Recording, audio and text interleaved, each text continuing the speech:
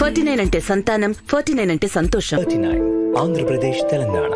నమస్తే, welcome to I dream. నా పేరు ప్రసాద్. ఎన్నికలకు సమయం దగ్గర పడుతున్న కొద్దీ ఆంధ్రప్రదేశ్లో సవాళ్ల మోత మోగుతోంది.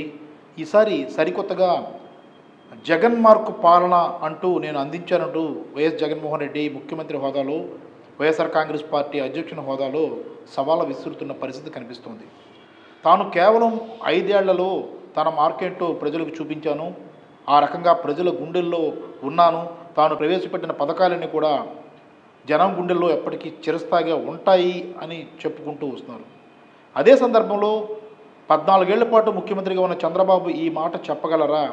పలానా మంచి పని చేశానని, పలానా పథకం పెట్టి ఆదుకున్నానని చెప్పగలరా అంటూ సవాల్ విసురుతున్నారు.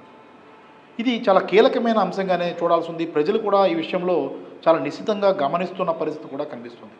మరి మేధావర్గం ఎలా ఆలోచిస్తుంది అన్న దీని మీద మనతో అంబేద్కర్ యూనివర్సిటీ మాజీ వైస్ ఛాన్సలర్ హనుమంతు లజపతిరాయ్ గారు ఉన్నారు. సార్ నమస్తే. సార్ నమస్కారం. సార్, ఇప్పుడు మార్కు పాలన అనే దీని మీద ప్రస్తుతం ఏపీ రాజకీయాల్లో సరికొత్త చర్చ మొదలవుతుంది. సార్, దీన్ని ప్రారంభించింది వైఎస్ జగన్మోహన్ రెడ్డి. 56 నెలల కాలంలో తాను ఒక జగన్ మార్కు పాలన అందించాను, ప్రతి పథకం కానీ ప్రతి తీసుకున్న నిర్ణయం కానీ ప్రజల గుండెల్లో ఉంటాయి, ఎవరు ఏమనుకున్నా ఈ పథకం ఎవరు పెట్టారంటే జగన్ అని ఖచ్చితంగా చెప్పుకోవాల్సిన పరిస్థితి ఉంటుంది అని ఆయన ప్రస్తావించారు. అదే సందర్భంలో చంద్రబాబుని నిలదీశారు, మీకు అసలు చెప్పుకోవడానికి ఏమైనా ఉందా అని కూడా అంటున్నారు. ఆ పరిస్థితి నిజంగా చంద్రబాబుకి ఉందంటారా సార్? ఇప్పుడు జగన్ గారు ముఖ్యమంత్రి అయిన తర్వాత నవరత్నాలు అనేటటువంటి ఒక కొత్త కోణంలో, అవును, అంటే ప్రజల సమస్యలు అన్నింటినీ కూడా ఆయన 9 విభాగాల్లో విభజించాడు. 9 నవరత్నాలు. దాని ప్రకారం ప్రధానంగా సమాజంలో ప్రజలు ఎదుర్కొనేటటువంటి ఒక వెనుకబడిన ప్రాంతంలో, ఒక వెనుకబడిన రాష్ట్రంలో, మనం పూర్తి వెనుకబడిన రాష్ట్రంగానే చెప్పుకోవాలి. ఎందుకంటే మరి 70 సంవత్సరాలుగా ఆంధ్రప్రదేశ్ అటు తెలంగాణలో ఉన్నప్పుడు కానీ, లేదా ఇటు నార్త్ ఆంధ్రాలో కానీ, రాయలసీమలో కానీ వెనుకబడిపోయినటువంటి ఆంధ్రప్రదేశ్ని, విభజిత ఆంధ్రప్రదేశ్ని అభివృద్ధి చెందించడానికి ప్రధానంగా ఎదుర్కొంటున్న సమస్యలు ఏంటంటే పేదరికం ఒకటి, వలసలో వెళ్ళిపోవడం ఒకటి, తర్వాత జీవనోపాధి అవకాశాలు లేకపోవడం ఒకటి, నిరక్షరాస్యత, అంటే అక్షరాస్యత విషయంలో కూడా ఇంకా వెనుకబడినటువంటి పరిస్థితులు ఉండడం ఒకటి. సో ఇవన్నీ కూడాను మనం ఆలోచన చేస్తే ఈ సమస్యలన్నింటి మీద కూడా జగన్ గారు ముఖ్యమంత్రి అయిన వెంటనే ఫ్రమ్ డే 1 ఆయన బాణాన్ని ఎక్కుపెట్టాడు. అంటే ప్రతి సమస్యని ఒక టార్గెట్గా తీసుకొని ఆ సమస్యని సమూలంగా నిర్మూలించడానికి ఆయన ఆర్థిక ఇబ్బందులు రాష్ట్రం ఎదుర్కొంటున్నప్పటికీ కూడా ఆయన తను ఏదైతే మేనిఫెస్టోలో ప్రకటించాడో నవరత్నాల రూపంలో 2019లో, దానిని తూచా తప్పకుండా దాన్ని ఇంప్లిమెంట్ చేయటానికి, అమలు చేయడానికి ఆయన సాయశక్తిలో కృషి చేస్తున్నారు. చేశారు. ఆయన చెప్తున్నారు 199% నేను ఏదైతే మేనిఫెస్టో ప్రకటించానో ఆ మేనిఫెస్టోని పూర్తి స్థాయిలో నేను అమలు చేశాను. మరి నేను అమలు చేయడంలో మీకు సంతృప్తికరమైన ఫలితాలు మీరు పొంది ఉంటే నాకు తిరిగి మీరు ఓటు వేయండి అని చాలా ధైర్యంగా ఆయన ప్రకటిస్తున్నారు. అవును సార్. సో ఇంకొక మేనిఫెస్టో ఏదైనా ప్రకటించినా కానీ ఇంతకన్నా ఇంకేం మేనిఫెస్టో ఉంటుంది?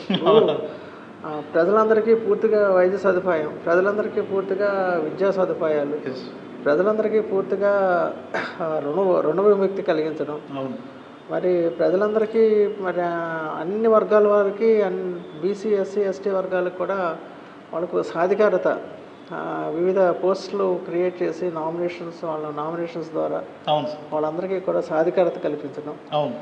సో ఇంతకన్నా ఒక ప్రభుత్వం ఏం చేయగలదు? సో మ్యాక్సిమం ఆయన చేశారు. ఇప్పుడు అపోజిషన్ పార్టీకి ఎలా ఉంటుందంటే, ఈయన ఎంత స్పీడ్గా వెళ్ళిపోతున్నాడు, ఇంత అన్నీ కూడా అమలు చేసేస్తున్నాడు, ఇక మాకు ఏం మిగిలి ఉంటుంది, ఏం చేయడానికి ఏముంటుంది, ఇంకా ఇంతకన్నా మేము ఇంకా ఏం ప్రకటించగలం? ఇప్పటికే ఆ రాష్ట్రంలో ఆర్థిక పరిస్థితి కూడా బాగాలేదు. ఎందుకు బాగాలేదంటే, మనం తెలంగాణ రాష్ట్రం నుంచి విడిపోయిన తర్వాత, ఉమ్మడి ఆంధ్రప్రదేశ్ నుంచి విడిపోయిన తర్వాత మనకి ఆర్థికపరమైన కొన్ని చిక్కులు కూడా వచ్చాయి. సో ఈ కారణాల వల్ల, అలాగే ప్రభుత్వం తాలూకా మరి సంక్షేమ కార్యక్రమాలకు కూడా ఎక్కువగా ఖర్చు పెట్టడం వల్ల ప్రజల కోసమే అనుకోండి. బట్ ఏదైతేనే రాష్ట్రం ఆర్థిక పరిస్థితులు ఆ, కొంచెం క్లిష్టంగా ఉన్నటువంటి పరిస్థితులు కూడా అధిగమించి జగన్మోహన్ రెడ్డి గారు మరి ప్రజలకి ఆ సేవలన్నీ అందిస్తున్నారు.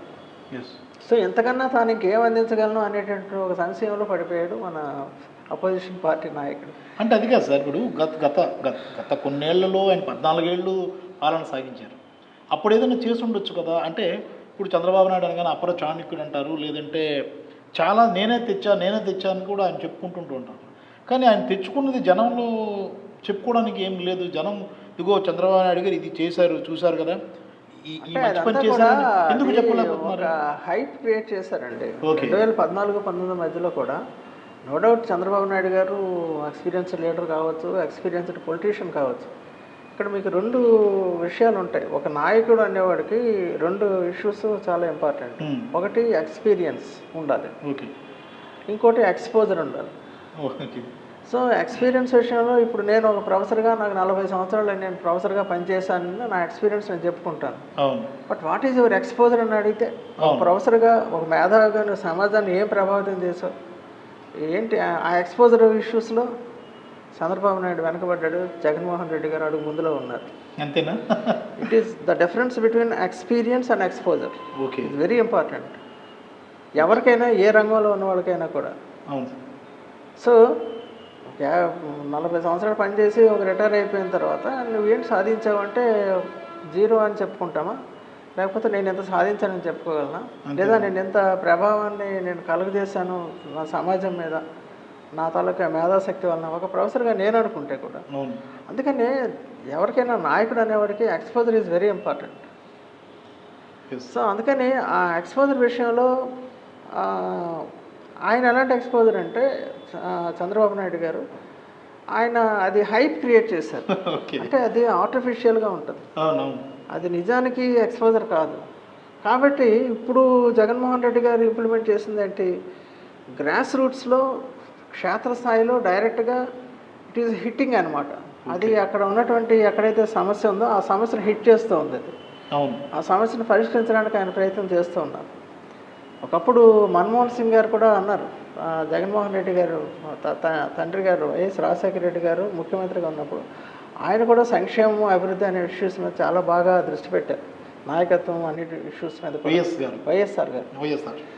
అప్పుడు మన్మోహన్ సింగ్ గారు ప్రధానమంత్రిగా ఉన్నప్పుడు అన్నారు, ఇలాంటి వైఎస్ రాజశేఖర రెడ్డి గారు ఇలాంటి ముఖ్యమంత్రులు 2-3 భారతదేశంలో ఉంటే ఈ దేశం ఇంకా త్వరితగతిన అభివృద్ధి చెందుతుందనేది అప్పట్లో మన్మోహన్ సింగ్ లాంటి ప్రధానమంత్రి చేసినటువంటి వ్యాఖ్య అది. ఇప్పుడు రేపు పొద్దున జగన్మోహన్ రెడ్డి గారు కూడా ఆయన చేస్తున్నటువంటి కొన్ని ప్రయోగాలు, అంటే ఏదైనా కానీ ఒక భావజాలంతో ఒక ముఖ్యమంత్రి ఉంటాడు. ఒక ముఖ్యమంత్రి అధికారంలోకి వచ్చిన తర్వాత ఆయనకు ఒక ప్రత్యేకమైన భావజాలం ఉంటుంది. ఒక కొన్ని ప్రాతిపదికల ఆధారంగా ఆయన ఈ విధంగా చేస్తే మన రాష్ట్రం అభివృద్ధి చెందుతుంది అనే ఒక ఆలోచనలో ఉంటారు. ఆలోచన అమలు చేసేటప్పుడు అది మనకు ప్రయోగాత్మకంగా కనబడుతుంది. ఈ ప్రయోగం ఫలితాలు ఇస్తుందా లేదా అనే సందేహాలు కూడా ప్రజల్లో కలుగుతాయి. కానీ డెఫినెట్గా ఇప్పుడు ఆంధ్రప్రదేశ్ మీరు తీసుకుంటే పేదరిక సూచి ఇండెక్స్ అంటాం, పావర్టీ ఇండెక్స్ అంటాం.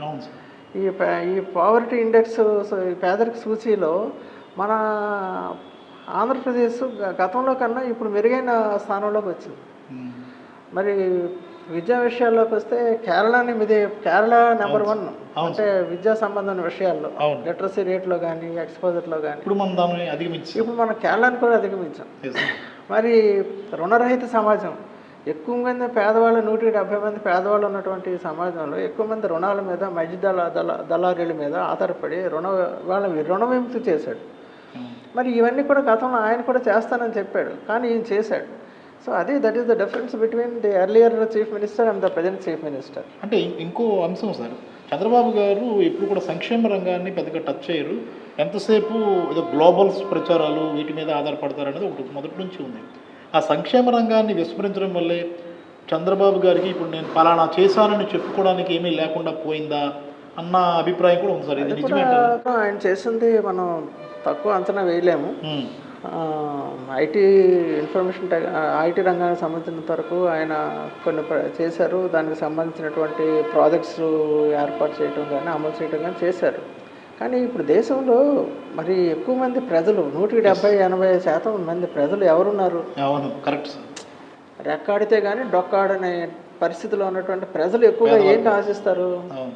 వాడు ఐటీ అంటే అది అవసరమే, నేను కాదంటం లేదు. కానీ ఇప్పుడు ఏంటంటే మీరు పొలిటికల్గా ఒక రాజకీయంగా మీరు ఒక ప్రయోజనాన్ని ఆశిస్తున్నప్పుడు అది కరెక్ట్గా జగన్ గారు దాన్ని ఆ ఇష్యూస్ని కరెక్ట్గా ఆయన క్యాచ్ చేశారు.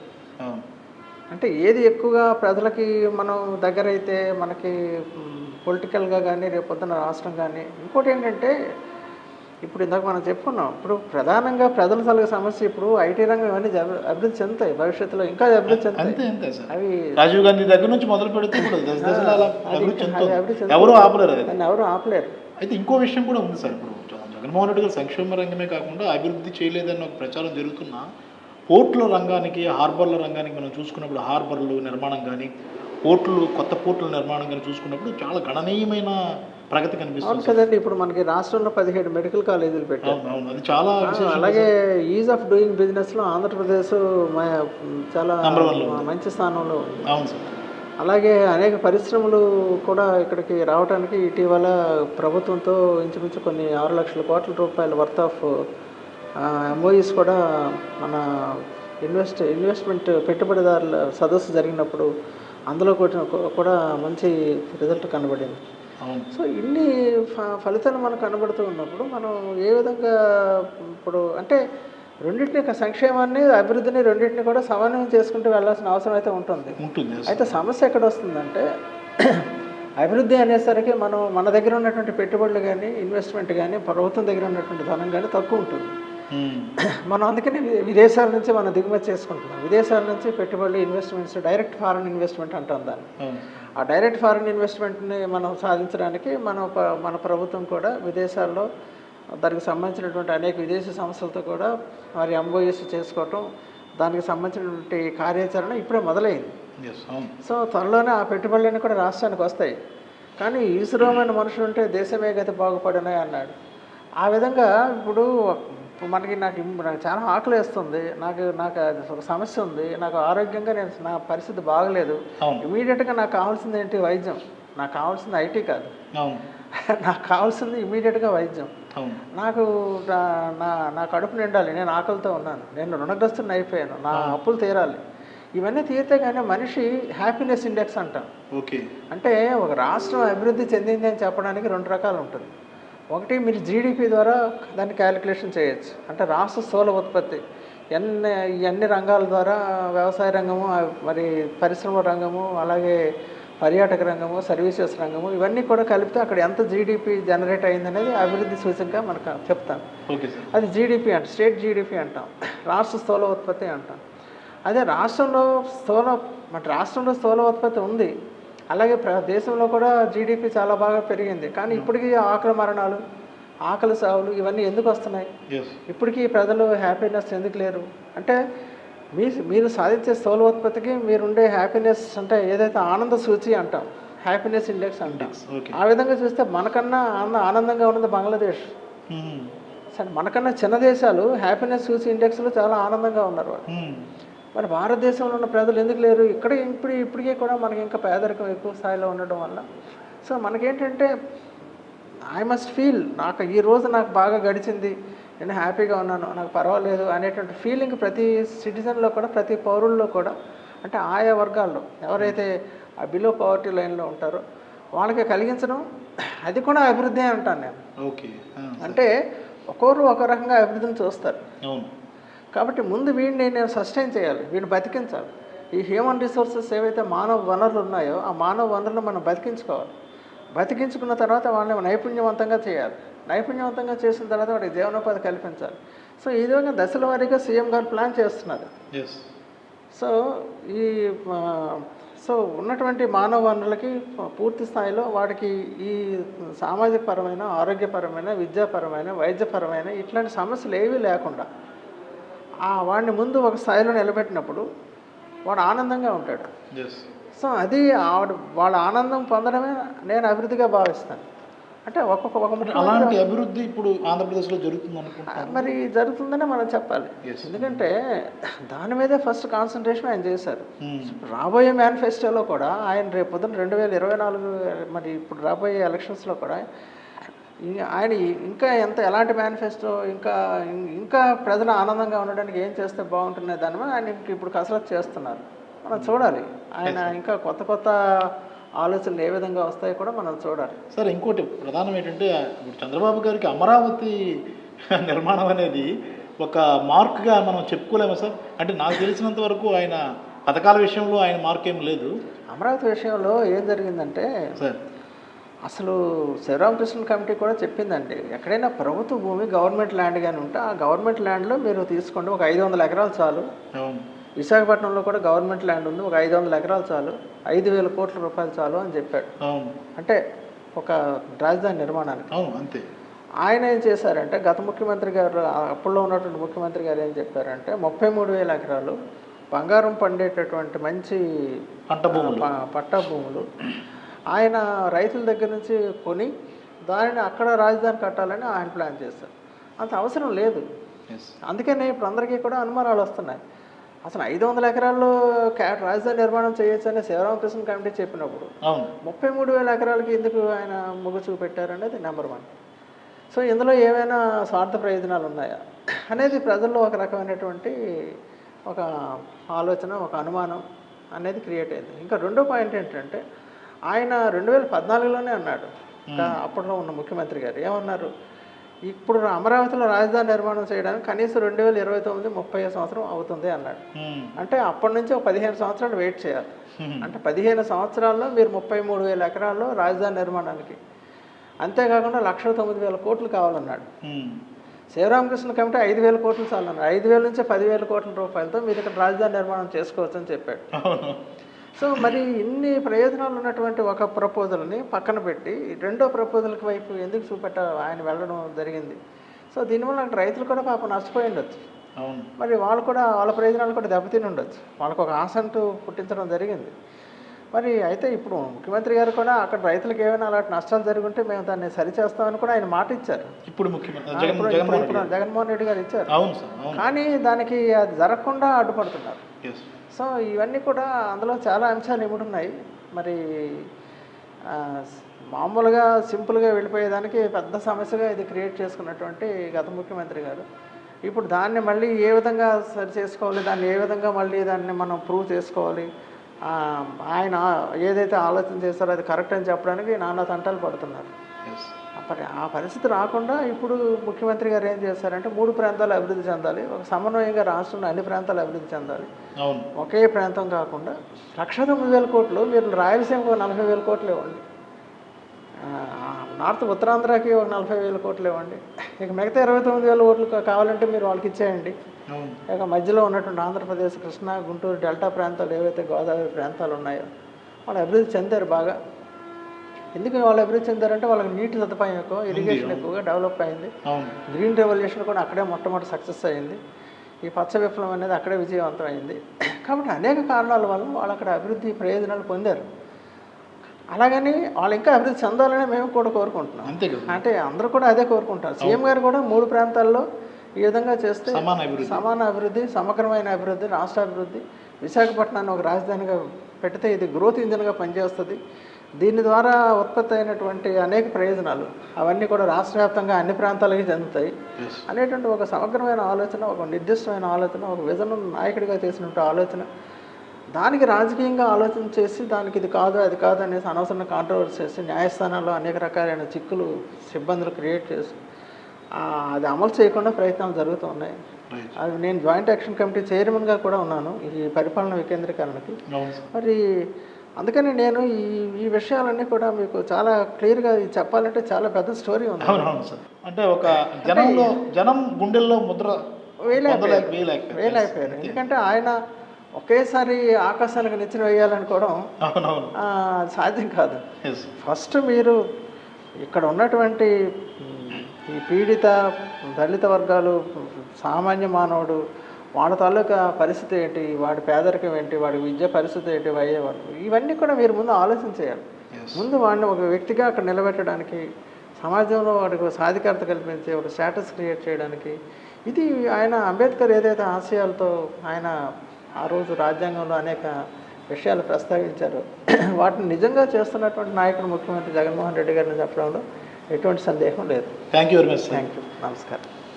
ఇది ప్రజా ప్రయోజనాలే లక్ష్యంగా జగన్మోహన్ రెడ్డి వెళ్ళడం వల్లే ఆయన తన మార్కు చూపించారు, ప్రజల గుండెల్లో చిరస్థాయిగా నిలుస్తున్నారన్న అభిప్రాయాన్ని వ్యక్తం చేస్తున్న పరిస్థితి కనిపిస్తుంది. చంద్రబాబు నాయుడు అమరావతి లాంటి నిర్మాణాలు చేపట్టడం, లేదంటే ఒక సంక్షేమ రంగాన్ని పూర్తిగా విస్మరించడం, రకరకాల హైప్ చేసుకునే ప్రయత్నాలు చేయడం వల్ల ఆయన ఇప్పటికి కూడా ఒక స్థానాన్ని పొందలేకపోయారన్న భావన కూడా వ్యక్తమవుతుంది. మొత్తం మీద ఈ మార్క్ అనేది ప్రస్తుతం రానున్న ఎన్నికల్లో కీలకమైన పరిణామంగా మారబోతుంది అనడంలో సందేహం లేదు. కెమెరామెన్ మూర్తితో ప్రసాద్, ఐడ్రీ మీడియా, విశాఖపట్నం.